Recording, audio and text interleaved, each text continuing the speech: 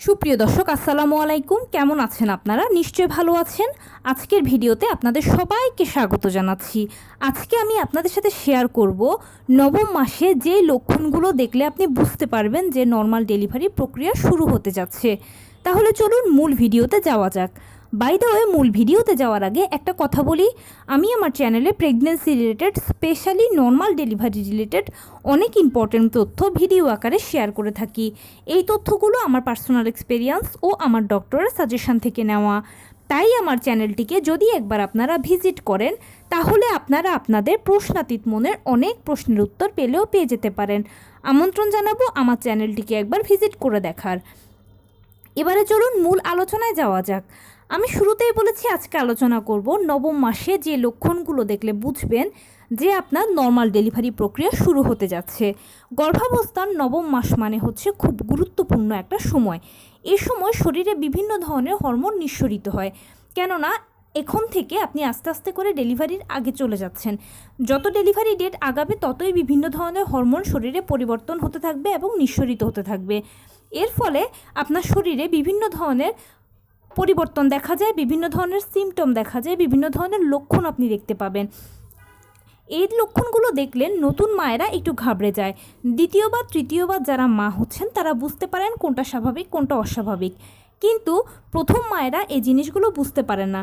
তাই তারা যে কোনো লক্ষণ বা যে কোনো সাইন দেখলেই ঘাবড়ে যান, হতাশ হয়ে যান এবং মনে হয় এটা বুঝি অস্বাভাবিক, এটা বুঝি কোনো সমস্যা। কিন্তু নবম মাসে আপনি যদি নর্মাল ডেলিভারি পেশেন্ট হন, তাহলে সেক্ষেত্রে আপনার শরীর এমন কিছু সাইন দেবে যেগুলো দেখলে আপনি অনায়াসে বুঝতে পারবেন যে আপনার নর্মাল ডেলিভারি প্রক্রিয়া শুরু হতে যাচ্ছে। আর এই লক্ষণগুলো শুধুমাত্র নর্মাল ডেলিভারি প্রক্রিয়া শুরু হচ্ছে সেজন্যই শরীরে দেখাচ্ছে। এগুলো অস্বাভাবিক কিছু নয়, স্বাভাবিক ব্যাপার, এগুলো নিয়ে চিন্তা করবেন না। এবারে বলছি সেই লক্ষণগুলো কি। প্রথমেই হচ্ছে ঘন ঘন ফলস পেইন হওয়া। খেয়াল করবেন আপনার ফলস পেইন হচ্ছে, ঘন ঘন হচ্ছে। এটা কীরকম ফলস পেইনটা? কোমরের দিক থেকে শুরু হয়ে আস্তে আস্তে তলপেটের দিকে এসে পায়ের নিচ দিয়ে চলে যাবে। তবে এই ব্যথাটা খুবই অল্প, এটা নর্মাল ব্যথার মতো। প্রথম মায়েরা বুঝতেই পারে না অনেক সময়, যখন কোমরের দিকে ব্যথা করে তখন মনে হয় বুঝি এই একটু কোমরে ব্যথা হলো, আমার তো এমনিতেই কোমরে ব্যথা করে। যখন তলপেটে আসবে তখন মনে হলো এই বুঝি একটু তলপেটে ব্যথা করে উঠলো। পায়ের দিকে গেলে মনে হবে এই আমার পায়ে ব্যথা হচ্ছে। তবে এই ব্যথাটা খুব অল্প কয়েক সেকেন্ডের জন্য হবে এবং নবম মাসে ডেলিভারির আগে এটা একটু বারে বারে হয়। তবে অনেকে বলেন যে ব্যথা যখন প্রচণ্ড বেড়ে যায়, এই ব্যথাগুলো আপনারা খুব ফিল করেন যেন অচলের মতো হয়ে যান, এই টাইপের যদি হয় যে প্রচণ্ড অচলের মতো, তখন কিন্তু সেক্ষেত্রে অবশ্যই ডাক্তারের সাথে আলোচনা করে নেবেন। কেননা মনে রাখবেন, অরিজিনাল পেইনও কিন্তু একেবারে অচলের মতো হয় না। অরিজিনাল পেইনটাও থেমে থেমে আস্তে আস্তে আসে, আর যেটা ফলস পেইন সেটা মাত্র কয়েক সেকেন্ড স্থায়ী থাকে, এরপরে চলে যায়। সেজন্য এই পেইনটা নিয়ে খুব বেশি টেনশন করবেন না, কারণ নতুন মা হয়ে থাকলে আসলে অনেক সময় আইডেন্টিফাই করতে পারেন না। যদি আইডেন্টিফাই করতে পারেন তাহলে তো ভালোই। এই পেইনটা নবম মাসে ডেলিভারির আগে একটু ঘন ঘন আসে। এরপরে বলছি কোমরে ব্যথা, তলপেটে ব্যথা। নবম মাসে ডেলিভারির পূর্বে কোমরে ব্যথা, তলপেটে ব্যথা একটু বেড়ে যায়। যখন খেয়াল করবেন যে এই ব্যথাটা একটু বেশি বেশি হচ্ছে, তখন বুঝবেন ডেলিভারির অল্প সময় বাকি আছে। তবে সাবধানতা হচ্ছে, যদি মাত্রাতিরিক্ত ব্যথা হয়, ব্যথাটা আপনার কাছে অসহ্য লাগে, তাহলে অবশ্যই ডাক্তারের সাথে আলোচনা করে নেবেন। কেননা নর্মাল ডেলিভারির পূর্বে প্রসেসগুলো শুরু হয় আস্তে আস্তে, কিন্তু অসহ্য, অচল, অতিরিক্ত এরকম কিন্তু কোনো ব্যথা হয় না। এরপরে সেটা হচ্ছে পেট শক্ত হওয়া। খেয়াল করবেন মাঝে মাঝে আপনার পেটটা শক্ত হচ্ছে, আবার অটোমেটিক নিজে নিজেই ছেড়ে দিচ্ছে, এটাও কয়েক সেকেন্ড। এগুলো হচ্ছে নর্মাল ডেলিভারির সাইন। এবং সবথেকে বড় যে সাইন সেটা হচ্ছে যে মাঝে মাঝে খেয়াল করবেন যত ডেলিভারি এগিয়ে আসবে সময়, ততই খেয়াল করবেন যে আপনার তলপেটটা ভীষণ ভারী লাগে, মনে হয় বুঝি যৌনাঙ্গ ছিঁড়ে বাচ্চা বেরিয়ে যাবে। আপনি টয়লেট বাথরুমে বসতে গেলেও আপনার কাছে একটু আনইজি ফিল হবে। এটা হচ্ছে অনেক বড় একটা সাইন নর্মাল ডেলিভারি প্রক্রিয়া শুরু হওয়ার। এবং তার উপরও আরেকটি বড় সাইন হচ্ছে স্রাব যাওয়া। ডেলিভারির সময় আমাদের সবারই এমনিতে স্রাব যায়, কারো প্রথম থেকে যায়, কারো দ্বিতীয় ট্রাইমেস্টার থেকে যায়, কারো পুরো নবম মাস জুড়েই কিন্তু যায়। কিন্তু যে নর্মাল ডেলিভারি স্রাব সেটা কিন্তু সাধারণ স্রাবের মতো নয়। এটা হচ্ছে থকথকে জেলির মতো, চাকা চাকা, উজ্জ্বল সাদা বর্ণের। অনেকের শুধু স্রাব যায়, আবার অনেকের দেখা যায় যে এই স্রাবের সাথে রক্ত মিশ্রিত যায়। সেই রক্তের রং কখনোই লাল হবে না, সেটা হবে হালকা বাদামি বা গোলাপি বর্ণের, একদম পিরিয়ডের প্রথম দিনের মতো। যখন এই লক্ষণগুলো দেখবেন, স্পেশালি যখন আপনার সাদা স্রাবটা যাবে, তখনই শিওর হয়ে যাবেন যে আপনার নর্মালি বাচ্চা হবে এবং নর্মাল ডেলিভারি প্রক্রিয়া অলরেডি শরীরে শুরু হয়ে গেছে। কেননা এটাকে আপনি স্রাব বলছি, কিন্তু ডাক্তাররা বলে মিউকাস প্লাগ। মিউকাস প্লাগ হচ্ছে বোতলের ছিপির মতো।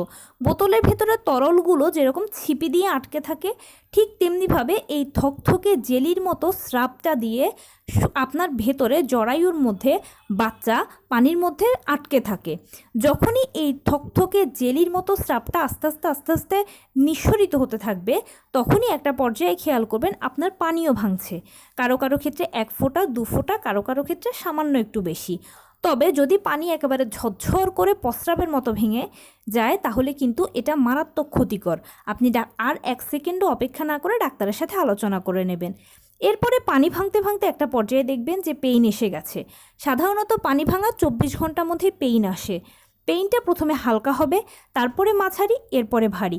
এই পেইনটা কখনো র্যান্ডম পেইন হয় না, এই পেইনটা থেমে থেমে হয়।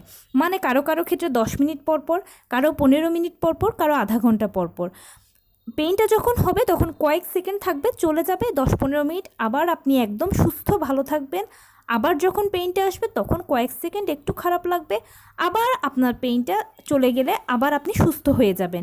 ডেলিভারির পেইনটা হচ্ছে এই ধরনের মিষ্টি, ব্যথাটা কখনোই আপনাকে কষ্ট দেবে না।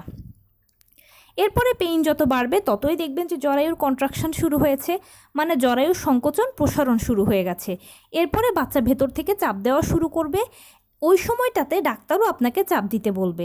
আপনি আপনার সবচেয়ে শক্তি দিয়ে 2-3টে চাপ যদি দিতে পারেন, তাহলে দেখবেন অনায়াসে বাচ্চা বেরিয়ে চলে আসবে এবং প্লাসেন্টা ডেলিভারির মাধ্যমে আপনার নর্মাল ডেলিভারি প্রসেসটা এবং দীর্ঘ 9 মাসের মাতৃত্বের জার্নিটা সমাপ্ত হবে। তো এই ছিল আজকের ভিডিও। কেমন লাগলো বলুন? যদি ভালো লেগে থাকে ও হেল্পফুল হয়ে থাকে, তাহলে প্লিজ লাইক, কমেন্ট, শেয়ার করতে একদম ভুলবেন না। আর সেই সাথে আমার চ্যানেলটিকে সাবস্ক্রাইব করার বিনীত অনুরোধ রইল। পাশে থাকা বেল আইকনটি ক্লিক করে নেবেন, যেন আমি ভিডিও আপলোড করার সাথে সাথে আপনার নোটিফিকেশান পেয়ে যান। এছাড়া যদি কোনো প্রশ্ন থাকে কমেন্টসে জানাবেন, আমি রিপ্লাই দেব। প্লাস যদি কোনো পরামর্শ থাকে যে কোন বিষয়ের উপরে ভিডিও বানালে আপনারা উপকৃত হবেন, সেটাও আমাকে জানাবেন। আমি আপনাদের পছন্দের সর্বোচ্চ প্রায়োরিটি দেব। অতি অবশ্যই নবম মাসটাকে কেয়ারফুল নেবেন, এটা খুব ইম্পর্ট্যান্ট একটা সময়। যদি কোনো কিছু আপনার কাছে অস্বাভাবিক মনে হয়, অবশ্যই ডাক্তারের সাথে আলোচনা করবেন। আপনারা সবাই সুস্থ সবল সন্তানের মা হন, এটাই কামনা করি। ভালো থাকবেন, সুস্থ থাকবেন। আসসালামু আলাইকুম।